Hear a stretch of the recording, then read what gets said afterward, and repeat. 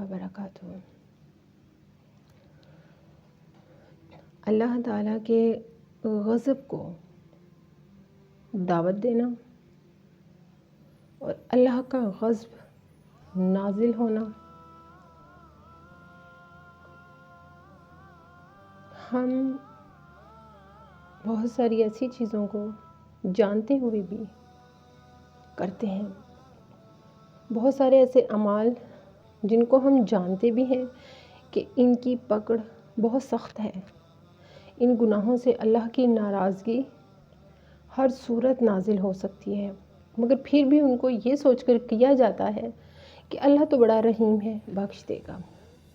देखिए, वो तो रहीम है, वो तो बड़ा रहम करने वाला है, मगर किस तरह आप उसके हुक्म की नाफरमानियाँ करें, उसके ग़ैज़ व ग़ज़ब को ख़ुद दावत दें और फिर भी उम्मीद रखें कि अल्लाह सुब्हान व तआला रहीम है, तो ये आप बहुत ही गलत करते हैं।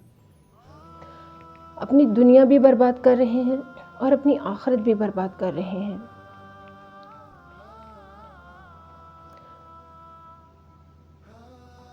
मौजूदा दौर के हवाले से लोग शादियों ब्याहों पर बेइंतहा दिखावा करते हैं, बेइंतहा बेहयाइयाँ, बेइंतहा अल्लाह तबारक व तआला की हुक्म अदूलियाँ करते हैं, सिर्फ़ इसलिए कि लोग क्या कहेंगे, मुआशरा क्या कहेगा, हम कहीं किसी से पीछे ना रह जाएं।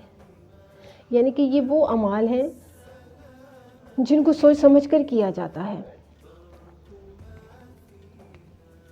मर्द औरत के ताल्लुकात की अल्लाह ने किस हद तक और क्या इजाज़त दे रखी हैं, उन सब की पामालियाँ। देखें, जब अल्लाह तबारक व तआला ने आपको सख्ती से, हुक्म दे के, नरमी से, मोहब्बत से बताया है, समझाया है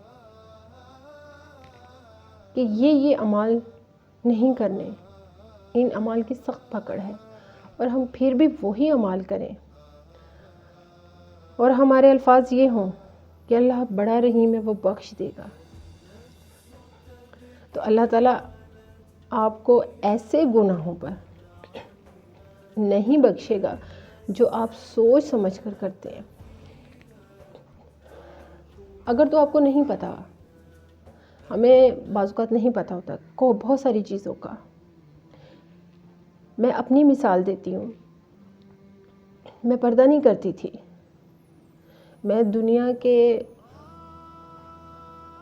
मॉडर्न तरीन इमेज में थी, पर्दा नहीं था, अल्लाह का डर नहीं था, खौफ नहीं था। सुना ज़रूर था, सुनती थी कि ये हुक्म है कि पर्दा करना चाहिए, औरत पर पर्दा फ़र्ज़ है, तो कहना हाँ ठीक है, दुआ करें अल्लाह हिदायत देगा मुझे। तो ये वो अमाल थे जिनके बारे में मुझे बेइंतहा या मुकम्मल नॉलेज नहीं थी, इसलिए मैं ऐसी थी। मगर जब अल्लाह ताला ने अक्ल दी, पता चला कि एक औरत के लिए पर्दा किस कदर अहम है, तो फिर खौफ आया, क्योंकि जान गई, इल्म में आ गया ना। सरसरी सी तालीम, सरसरी सी जानकारी, नॉलेज तो सबके पास होता है, सबके पास होता है, मगर उसे मुकम्मल इसीलिए भी नहीं हासिल नहीं किया जाता कि कहीं इस पर अमल ना करना पड़ जाए।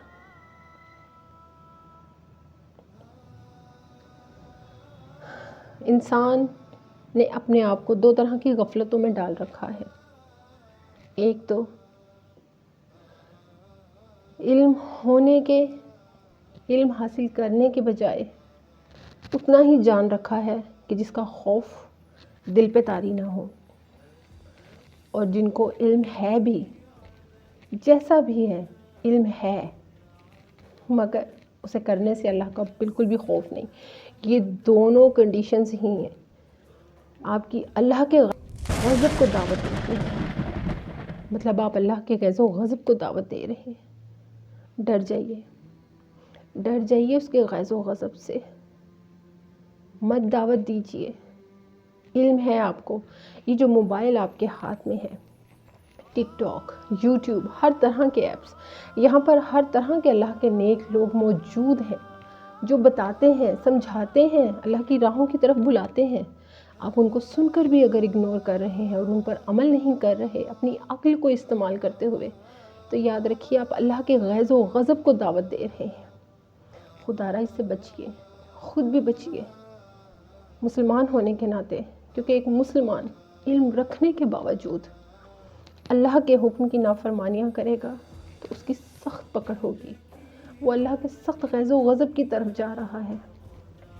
اللہ کے غیظ و غضب سے بچیے، خود بھی اور اپنی فیملی کو بھی بچائیے.